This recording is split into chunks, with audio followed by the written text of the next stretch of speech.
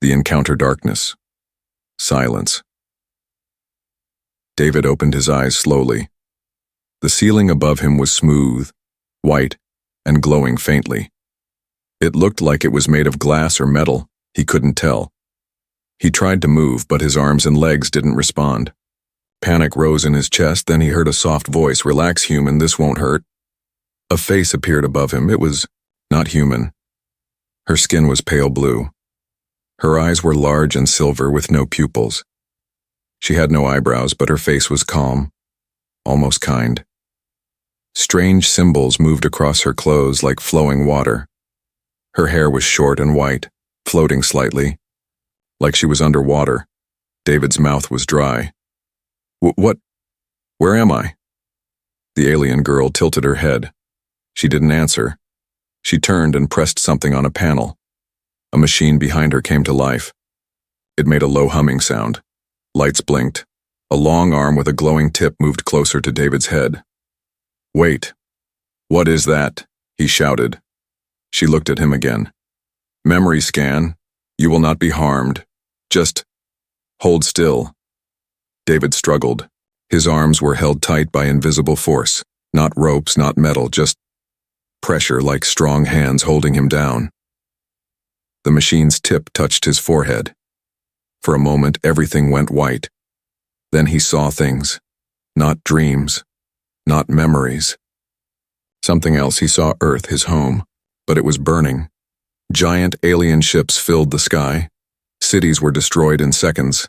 People ran, screamed, disappeared in flashes of light. He saw a familiar face among the aliens. It was her. The alien girl. She stood at the front of the fleet, watching Earth cold silent.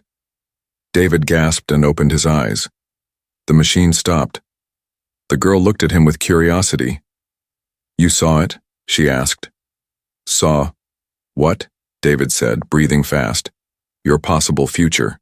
"What the hell is going on? Who are you people?" She paused. "My name is Zira. I am here to study you, all humans. You are part of a selection process." "Selection? For what?" She didn't answer. Instead, she walked to a wall. It shimmered and became transparent. David looked out and saw other rooms, glass rooms, each holding a human. Some were shouting, some were crying. Some just stared at the walls in silence. "Where is this place?" he asked. "A station. Far from your planet. You kidnapped us, yes, why?" Zyra looked at him for a long time. To understand. To decide. David's heart beat faster. Decide what? But she turned away again. The wall turned solid. He was alone. Time passed. Hours. Days. David couldn't tell. There were no clocks. No sun. The light stayed the same. The room gave him food, water, even a place to sleep, but no answers. Sometimes Zira came. She asked questions. Why do humans fight each other? Why do you destroy your forests? Why do you love music? David answered the best he could. He was scared, angry, but he also knew she was listening. One day, Zyra brought a strange box. She placed it on the floor of the room and stepped back. "What is that?" David asked. "A test." The box opened. Inside was a small puzzle. Colored. Cubes. Sliding parts. A simple toy. "You have 1 hour," she said. "Solve it." David picked it up. The moment he touched it, the room changed. The lights dimmed. He felt something strange. The puzzle was more than it looked. When he moved one piece, he heard a sound. A memory? A whisper? He saw his mother's face. Her laugh. Another move. His old dog barking. Another. A childhood memory. His first time looking at the stars. Zyra watched, silently. This isn't a puzzle," David said. "It's connected to my mind." She nodded. "It is your mind." The pieces didn't just move. They showed him who he was. Every time he tried to rush, the pieces locked. When he breathed, relaxed, remembered, things opened. At the end of the hour, David placed the last piece. The puzzle glowed. Then it turned black and vanished. Zira smiled for the first time. "Interesting," she said. "Very interesting." David stood. "What does this mean?" Zira looked at him. "It means you might be different." "Different how?" "Worthy of more than study." Before David could ask, the wall opened again, and this time he saw something that made his blood go cold. Outside the station, in deep space, dozens of massive alien ships were gathering, and Earth, small and blue in the distance, was floating helplessly. The test begins. The room was quiet. Too quiet. David sat on the edge of the bed staring at the wall that had just shown him a terrifying sight. Dozens of alien ships drifting through space, slowly moving toward Earth. A few hours ago, he didn't even believe aliens were real. Now he was locked in a room being watched by one. Her name was Zira. She wasn't cruel, but she wasn't exactly kind either. She spoke calmly, like a scientist observing an animal in a lab. David was starting to realize something terrifying. This wasn't about him. This was about all of humanity. The next time Zira appeared, she brought a second person with her. A tall alien with skin like cracked stone and glowing red eyes. He didn't speak. He only nodded at Zira, then walked away. "What was that?" David asked. "A decision maker," Zira said. "He will not speak to you, only watch." "Why am I still here? What do you want from me?" Zira folded her arms behind her back. "Your species is being evaluated." "For what?" She looked at him, emotionless. "To live, or to be removed." David felt like the air had left the room. "You mean extinction?" "We do not use that word, but yes." David's fists clenched. "You can't just judge us. Who gave you that right?" Zira looked at him, her silver eyes softening slightly. "Your kind explores, builds, destroys, loves, kills. You are powerful, unpredictable. Some believe you are dangerous. Others are curious. And you? I am still deciding." Later, the walls of his room shifted. The bed and furniture sank into the floor. A large circular platform rose in the center. Lights dimmed and a voice, not Zira's, spoke from the ceiling. "Test 1. Empathy. Begin." A second platform appeared. On it was a boy, maybe 10 years old, human, crying. David jumped up. "Who is that?" "You must calm the child." "You may. Not touch him." "You have 5 minutes." David stepped closer, speaking softly. "Hey kid, it's okay, I'm here. What's your name?" The boy cried harder, backing away. David tried again. "I know you're scared, me too, but you're not alone." Still nothing. Then David remembered something. "You like space stuff?" he asked. "Stars? Rockets?" The boy sniffled. He nodded. David smiled. "Me too. Want to know a secret? When I was your age, I built a rocket out of soda bottles. Didn't fly, but I imagined it went all the way to Mars." The boy looked up. He smiled just a little. A light flashed. Test 1 completed. Result, acceptable. The boy vanished. David stood there, stunned. Was he real? No answer. The next test was worse. Test 2, morality. Begin. 2 humans appeared, this time. A man and a woman, both in pain lying on the floor. A robotic voice said, "You may save only one. Choose now." David stepped back. "No, I'm not doing this." 10 seconds. "No, they're people." 5 seconds, David screamed. "You save them." Test failed. Subject refused command. The room went dark. David fell to his knees. His heart was racing. Were they real? Were they actors? Holograms? He didn't know. But the feeling was real. The fear, the pressure. The voice returned. Failing is also a result. Test continues. Later, Zira returned. She stood silently for a long time, watching him. "You refused?" she finally said. "I'm not a monster," David replied, breathing hard.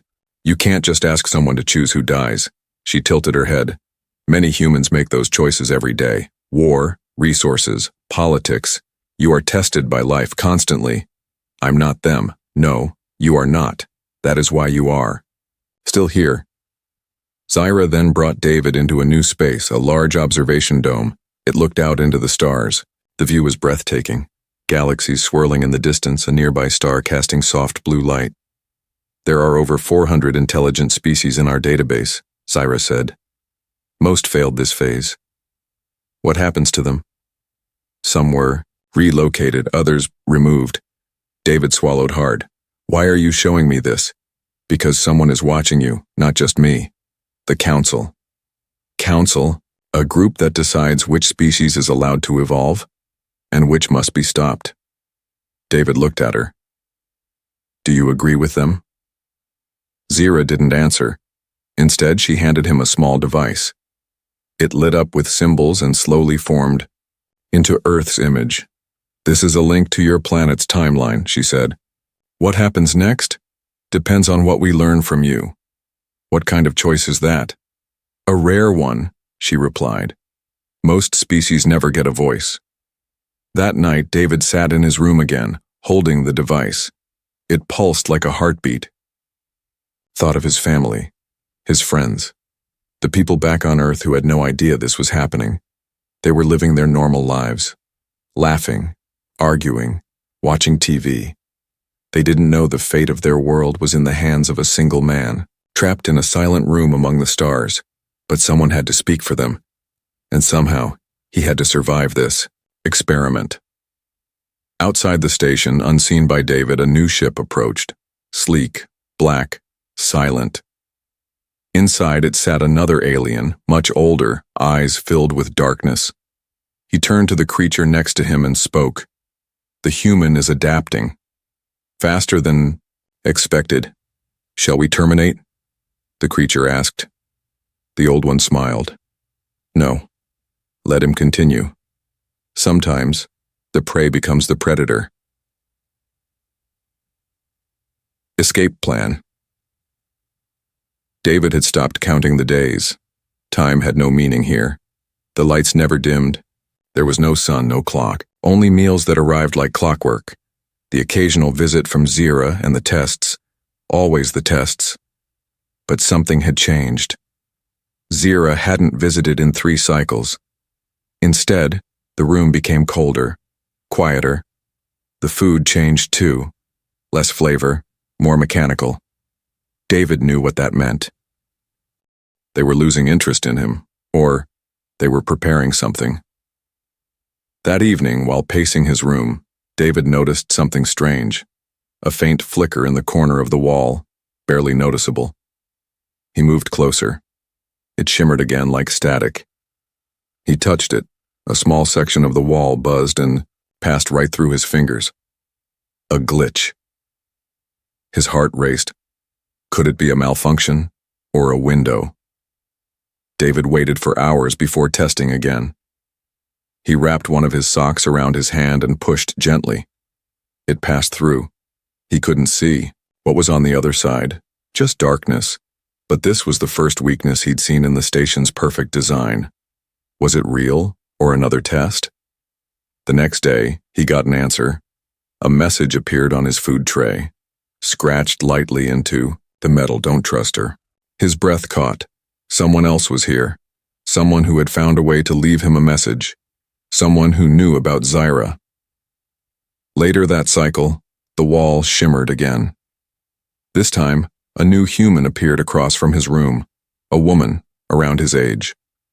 She looked exhausted but alert, sharp. Her eyes locked with his and she nodded once. David pressed his palm against the glass. She did the same. Then she moved her hand in a strange pattern. 3 taps, pause, 2 taps, pause, 1. A signal. David mimicked it. She smiled. Over the next few days, they developed a system using hand gestures and light taps. Her name was Rena. She'd been taken weeks ago, maybe longer. She didn't know what the aliens wanted either, but she had noticed things. Patterns, security holes. A vent system behind her wall that blinked during test resets. a hallway camera that shut off for 3 seconds every cycle. She had a plan, an escape plan, but she needed David. David waited until Zyra returned. She walked in calmly, as if nothing had changed, as if she hadn't vanished for cycles. But something in her eyes was different, distracted, like her mind was somewhere else. "I've been studying your stress levels," she said. "They spike during empathy tests, but lower during moral trials." David didn't answer. "You haven't asked to go home in 5 cycles," she added. "Why?" "Because you won't let me," David replied coldly. Zyra tilted her head. "Maybe, or maybe, you're not ready to leave." David stepped closer to the glass. "Or maybe I'm not playing your game anymore." She paused. Then, she smiled. "I was hoping you'd say that." That night the glitch returned. This time David pushed harder, and the wall flickered again. But now something new appeared. A panel embedded in the floor. Faint symbols. Alien text. He had seen this language before. On Zyra's equipment. He tapped the symbols. The floor vibrated. A soft click echoed. A hidden hatch slid open. Inside, tools. Small ones. Like a repair kit. David pulled them out and quickly hid them. Under his bed panel. This wasn't a test. This was a leak. Someone from the inside wanted him to escape. He signaled Rena the next cycle. Her smile told him she'd found something too. A weak panel near her food slot. If she could remove it during the 3-second blind spot, she could reach the maintenance wiring. David tapped out a response. "Synchronize escape. Next cycle." She nodded. The next day, Zyra returned again. But something was off. Her skin had darkened slightly. Her hair shimmered less. She seemed tired. She walked slower. Her eyes looked unsure. David decided to test her. "What would happen," he asked, "if I found a way out?" She froze. Then she whispered, "That depends who's watching." David narrowed his eyes. "Are you watching me? Or are you being watched too?" For a moment, just one, he saw fear in her silver eyes. "I didn't choose this job," she said quietly. "But I chose to keep you alive." Then she turned and walked out. That night was the escape. David counted the seconds. At 03 bar system time, the hallway camera blinked. He moved. With the tools from the hatch, he pried open his floor vent, slid inside. The walls were tight but manageable. Cool air brushed against his skin. He crawled through the ducts, heart pounding. After 5 minutes, he reached a junction. A soft sound ahead, scraping. He whispered, "Rena?" A whisper returned. "I'm here." They met inside a ventilation hub. A strange, pulsing crystal glowed nearby, humming with alien energy. "We go through." "The core," Rena said. "It's the only blind zone." "Isn't that dangerous?" She smiled. "Everything here is." They moved together. Lights blinked under them. Panels buzzed. One wrong step, and alarms could trigger. They passed strange rooms, giant tanks with floating bodies, glowing maps of galaxies, machines that looked like they were alive. Then they reached it. The core, a swirling orb of light floating in a magnetic chamber. It pulsed, like a heartbeat. "We cut through this vent," Rena whispered. "There's a service hatch on the other side. It leads to the landing bay." David nodded. They started cutting. Suddenly an alarm blared. Red lights flashed. They froze. "Did they see us?" David whispered. "No," Rena said, "not yet. But someone triggered a system fail." "Zyra?" Before she could answer, a voice filled the room. Not Zyra's, not the computer's. Something older. Deeper. Alien. "Subjects have breached containment. Initiating purge protocol." David's blood ran cold. "We have to run," he said. But Rena was already gone, diving through the panel. David followed. On the other side, they entered a massive open hangar, filled with ships. Sleek. Dark. alive. But standing between them and escape was Zira. She stood alone, arms raised. "No further," she said calmly. David stepped forward. "You helped us escape." She didn't move. "I gave you the chance to see what happens. Next. What are you talking about?" Then she lowered her arms. Behind her, the walls changed, displaying Earth, covered in alien ships. A countdown began. 23. 14. Zira looked at David and whispered, "Choose humanity's next step or its last." The truth about Zira. The countdown ticked across the hangar wall. Euro 23 Baronon, Euro 23 Petrograd, Euro 23 by 12. David stared at Zira, heart pounding. Behind her, the massive screens showed a live feed of Earth, blue and beautiful, but dozens of alien ships now hovered in orbit, blocking out the sun like a shadow spreading across the sky. "Choose," Zira had said. "But choose what? What does this mean?" David shouted. "Is this an invasion?" Zira stood still, her silver eyes unreadable. "This is an evaluation. Earth is under final review." "By who?" "The Council." "And what do you want?" Zira paused. Her voice was quiet. I no longer know." Rena stepped beside David, breathing hard. Her hands were shaking. "We don't have time for games. Is Earth going to be destroyed or not?" Zira didn't answer. Instead, the hangar, lights dimmed. A voice echoed through the space, deep, ancient, mechanical. "Final phase initiated. Humanity will be processed. Begin cognitive sterilization." Panels on the floor began to glow. Machines rose from hidden compartments, long arms, scanning lights, surgical claws. David stepped forward. "Stop this!" Zira looked at him. For the first time she looked human, not alien, not distant, just tired. "You weren't supposed to reach this point," she whispered. "You were supposed to fail." "But I didn't," David said. "Because I fought. Because I believed." Zira turned away. "And that changes everything." Suddenly, the countdown froze. Euro 22:48. System override. Zira raised her hand. A pulse of energy rippled out from her palm. The machines powering. Up around them powered down. The lights faded.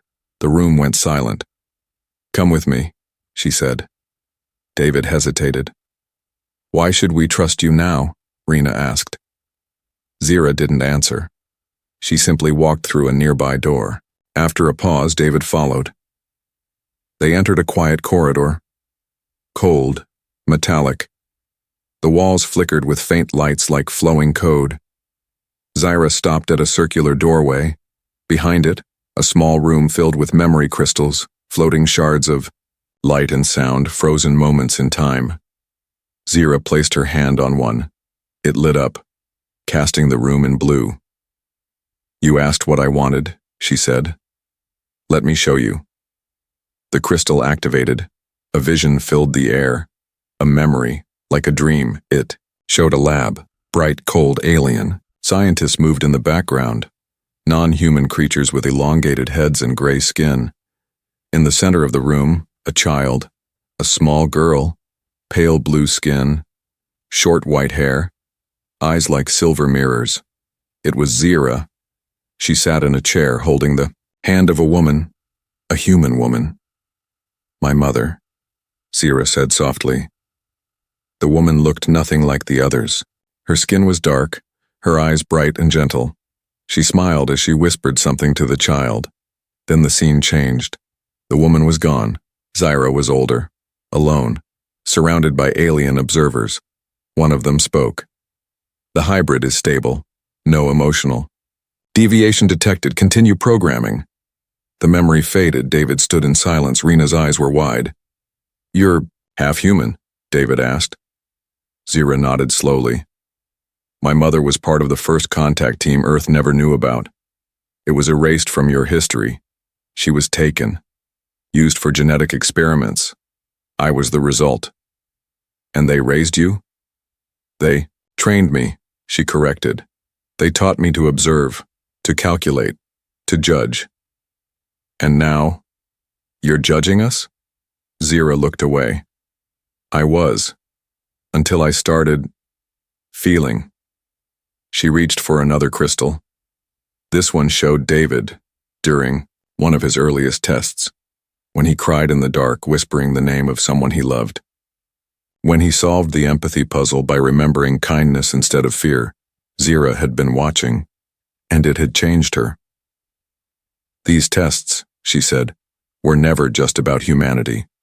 They were about me, about whether I could overcome what they made me. David stepped closer. And? She looked at him. I think I have. Suddenly the room's lights flared red. Intrusion detected. Hybrid error. Memory core breached. Alarms screamed through the halls. Zira turned to them. They've found us. We need to run. Where? Rena asked. To the deep core. There's something you need to see. Something the council doesn't want you to know. They ran. The journey through the underbelly of the ship was unlike anything David had seen. It wasn't clean and smooth like the rest of the station.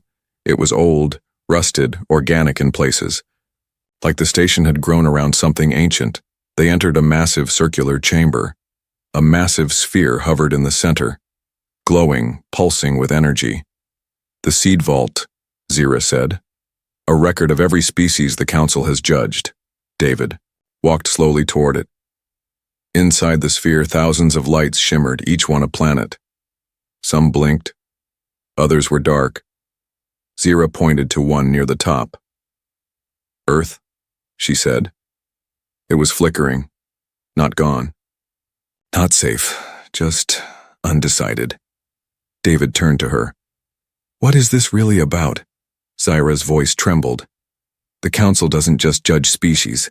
They harvest them, strip their cultures, copy their minds, then erase the original. You mean humanity would die, but copies of us would live on? In digital form, inside memory vaults. Obedient, controlled, quiet, Rena's voice cracked. No souls, no freedom, no future, Zira said. Suddenly the walls trembled. An explosion rocked the chamber. Behind them, the doorway melted open, and a tall alien figure stepped in. The one David had seen before, the one who never spoke. His eyes glowed red. Zira stepped forward. You're violating protocol. The creature spoke in a low, guttural tone. You are corrupted. You've failed your function. I've found my function, Zira said. I'm choosing to save them. You cannot stop the harvest. David stepped forward. She's not alone. The alien raised its hand. A shockwave knocked them all to the ground. David's vision blurred. He heard Rena shout. He saw Zira try to stand, but the alien was too strong. Its body shimmered with technology far beyond anything human. But then, Zira reached into her chest and pulled out a crystal. It pulsed with silver light. Her voice cracked as she whispered, I am both. She threw the crystal into the seed vault. A surge of energy erupted. The entire chamber lit up. The flickering light above Earth stopped, turned bright blue. Alive. Chosen. Saved. The alien screamed as the vault rejected his control. He vanished in a flash of light. Zira collapsed to the floor, weak. David crawled to her side. You did it, he whispered. Zira smiled faintly. No. We did. Suddenly, everything went dark. Then, Earth appeared before them. The screen read, Status, Humanity, Independent, Access denied to Council. David stared. Rena laughed. We won. But Zira looked up one last time. You've only just begun. Earth in danger. Darkness. That was all David felt as the alien chamber collapsed around them.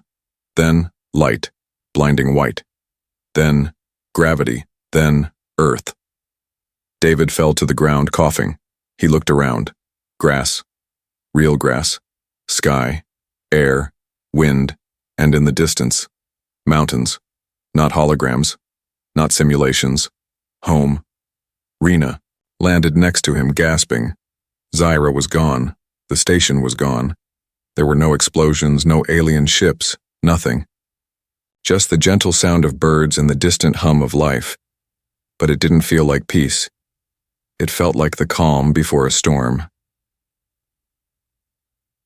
2 weeks later, David sat in a quiet government office wearing borrowed clothes. A coffee cup sat untouched in front of him. Across the table, 2 agents stared at him like he was insane.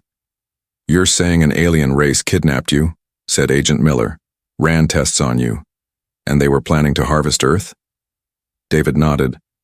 "Until we stopped them." "With the help of a hybrid girl?" "Yes. Zira. She saved us." The agents exchanged glances.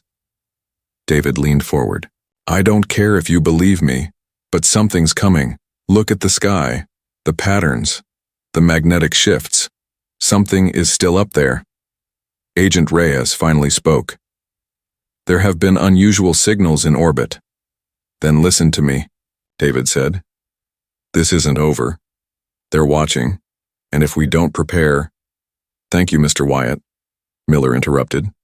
"We'll be in touch." The door closed behind him with a heavy click. David sighed. They didn't believe a word.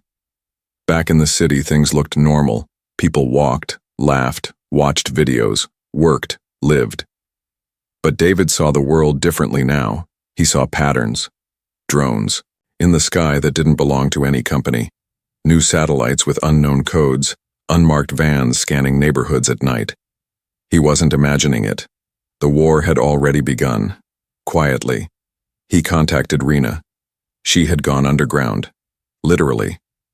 A hacker collective hiding in old subway tunnels had offered her shelter. They believed her. They always believed in conspiracies. But this time, it was real. She called it the Shadow Uplink, a digital leak from the alien seed vault, left behind, in her neural link. "Bits of data are still stuck in my head," she said, tapping her temple. "Tech schematics, ship layouts, and a name." David leaned in. "What name?" she whispered. "The Hollow Protocol."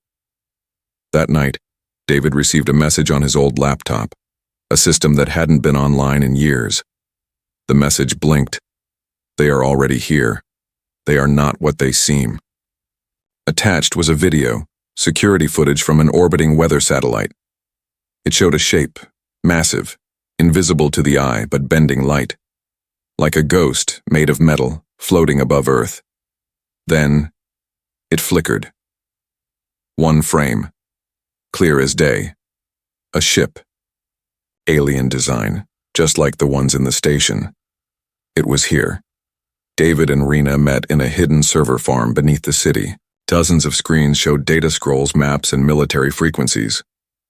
"The Hollow Protocol," Rena explained, "is not about wiping us out. It's about replacing us." "How?" "Behavior control, infiltration, replication." She pointed to a screen, a grainy image of a senator, blinking with black artificial eyes. "They're copying people, replacing them, one by one." David felt a chill run through him. "This is already happening," he whispered. But there was hope. Zyra had given them more than a chance. She had left a seed of alien technology embedded in Rena's neural link, a tiny AI fragment called Luma. It wasn't just smart, it was conscious, and it wanted to help. "I was designed to observe," it said in a calm, feminine voice. "But Zyra gave me freedom. I now choose resistance."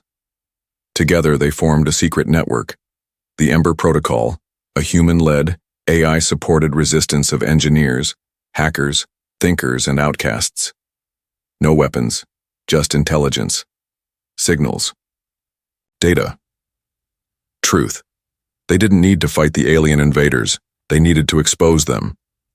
In hidden rooms and dark tunnels, Luma revealed everything: how to detect hollow agents by tracking energy distortion, how to jam council tech using basic radio towers, how to wake up other humans still trapped in simulations.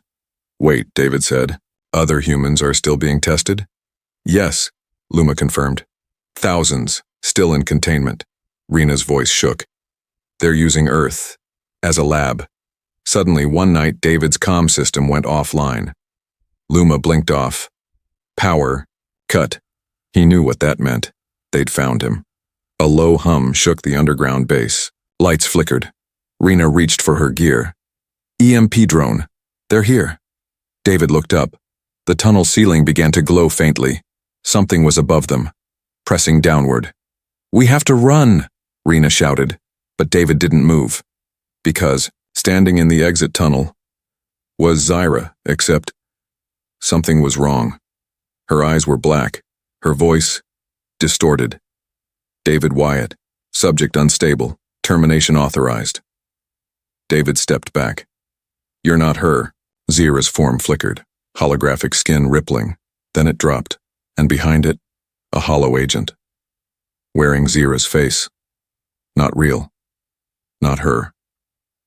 Rena opened fire with an alien energy pulse gun. The thing screamed, then vanished in light. Later, when the base was silent, David stood alone, looking at the last image he had of the real Zyra, smiling, brave, free. They're using her image, he said softly. Twisting it, Rena nodded. We need to show the world the truth. How? She looked up. We hacked the satellites, every screen, every network, one message. David raised an eyebrow. And say what? Rena smiled. Humanity is not yours to control. Return to Earth. Humanity resists. The first broadcast came at 3:17 a.m. Across every device, every screen, every radio station on Earth. No warning. No source. Just a signal. A heartbeat. Then a voice. Humanity is not yours to control. Then came the image, a flickering, shifting face. Part alien, part human, slowly transforming into a familiar form. Zyra. But this Zyra was different. Older, stronger, fierce. To those listening, she said, your planet is under silent occupation. You are being tested, copied, replaced. But you are not alone. Resist. Think. Remember who you are. The screen went dark. Then chaos began. Governments denied it. News anchors called it deep-fake terrorism. But people felt it. The signal had left a pulse in their minds, a spark.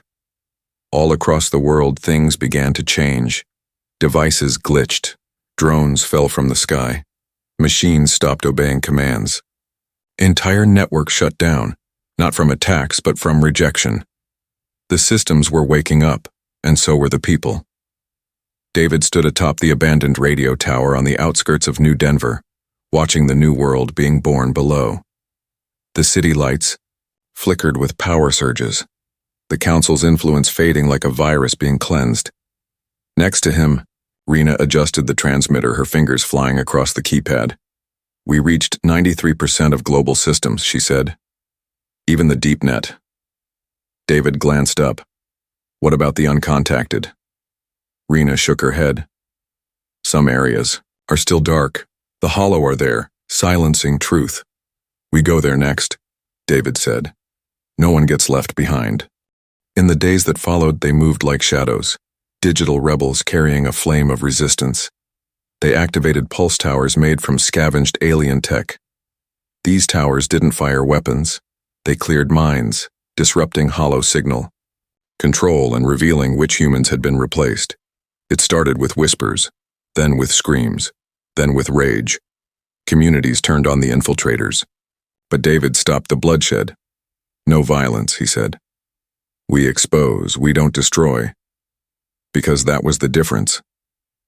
Humans remembered. Hollow imitated. Luma, the AI fragment Zyra had left behind, had grown stronger, now networked, across thousands of awakened minds. It called itself the Archive. Its mission was simple: restore truth. It had decoded 84% of Council infiltration systems and found a horrifying discovery. There is a hidden failsafe, Luma said. If exposed, the hollow will trigger a planetary silence field. David frowned.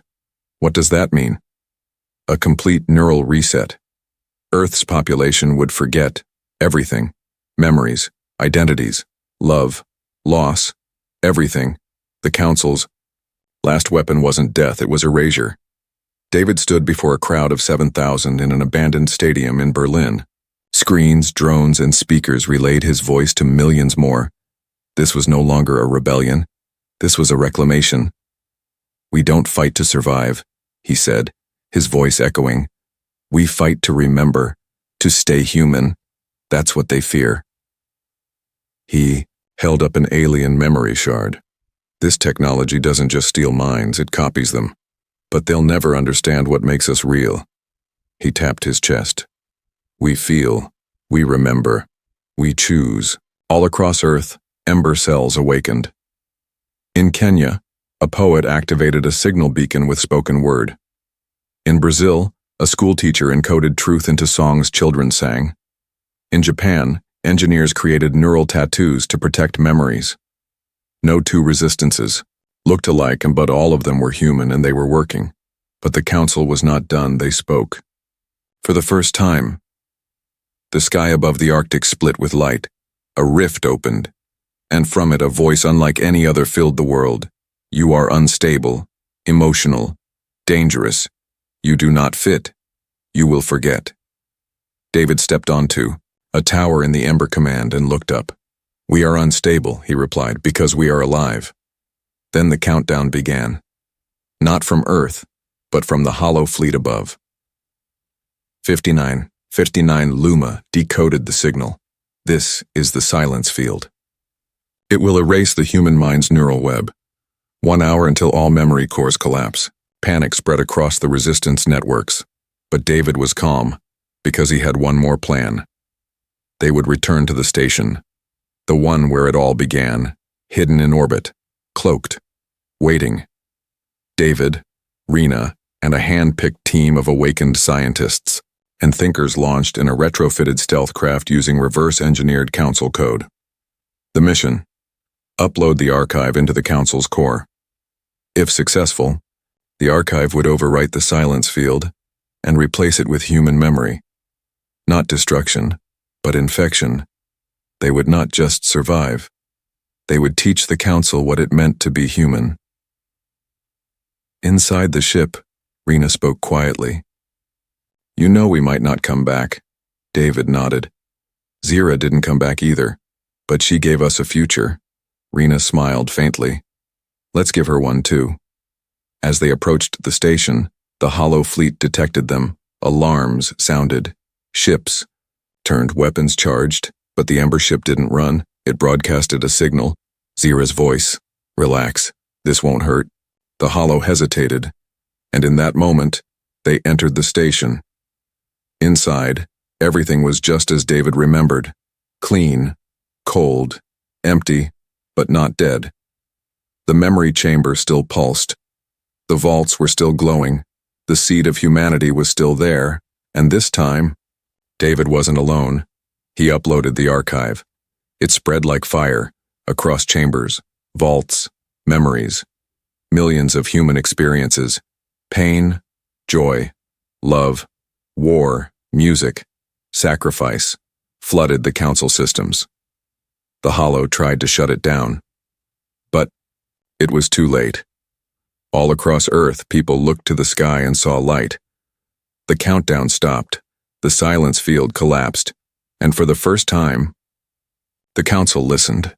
David stood in the center of the alien station, breathing hard. He looked up at the growing storm of memory, and he heard her voice. "Zira, soft, gentle, proud.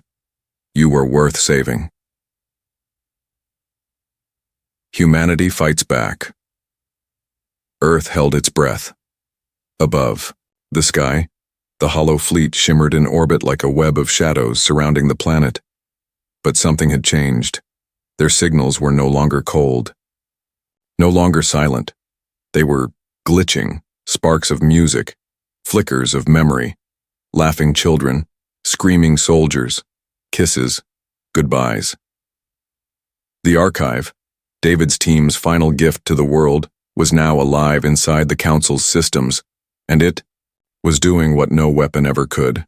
It was teaching. Back aboard the alien memory station, David stood in the core chamber.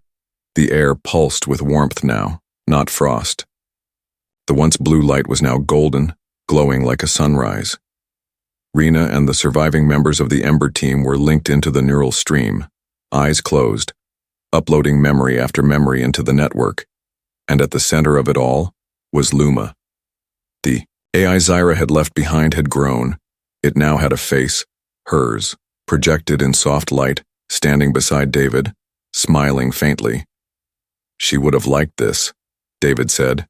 "She built this," Luma replied. "Through you." Then a tremor. The station shook. Red light surged along the walls. And then, a voice. "We warned you." The true council had arrived. Not ships, not agents, but consciousness, pure will, flooding the station like a cold wave. It surrounded David, piercing his thoughts. Images of star systems collapsing, civilizations harvested, countless species copied and forgotten. "We gave you a chance to be preserved. You chose chaos. Now you will vanish." David clenched his fists. "You don't get to decide that anymore." Suddenly the walls cracked, reality warped. The council was tearing the archive apart. Rena screamed, the neural link burning her mind. Another team member collapsed, bleeding from the nose. Luma's projection flickered. "They're deleting us." David looked up at the memory core, glowing brighter with every second. "What if we don't fight back?" Luma paused. "Explain." "They expect conflict. They expect us to defend." David stepped into the center of the platform, arms open. "What if we just let them feel?" He opened his mind. The neural stream connected, and the archive flooded through him. He let it all in, not just strength. Not just victory, but failure, loss, regret, love, hope. He let them feel what it meant to be human. The council tried to resist. But emotion wasn't code.